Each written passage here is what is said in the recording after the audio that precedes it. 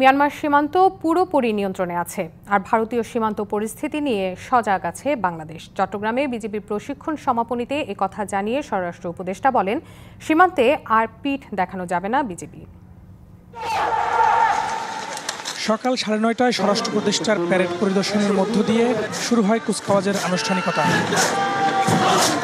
সীমান্তের অতন্দ্র প্রহরী হিসেবে দেশের জন্য জীবন উৎসর্গ করার শপথ নেন নবীন সৈনিকরা।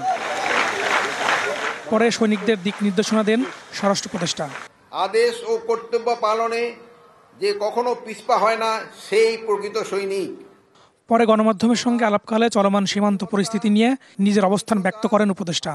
বর্ডার গার্ড বাংলাদেশের 4টি মূল মন্ত্র: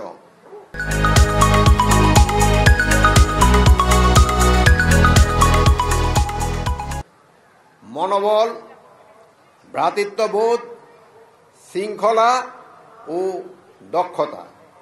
এই মূল মন্ত্রে উদ্বুদ্ধ হয়ে ও অনুপ্রাণিত হয়ে তোমাদের উপর অর্পিত যে কোনো দায়িত্ব সুশৃঙ্খল ও সুচারুরূপে পালন করতে হবে। সীমান্ত রক্ষায় যে কোনো পরিস্থিতি মোকাবেলায় পিঠ দেখাবে না বিজিবি। সরকারের এমন অবস্থানের কথাও জানান এই উপদেষ্টা। সীমান্তবর্তী প্রতিপক্ষদের কাছে কোনো অবস্থাতেই পিঠ প্রদর্শন না করার জন্য আমি তোমাদের প্রতি উদারত আহ্বান জানাচ্ছি।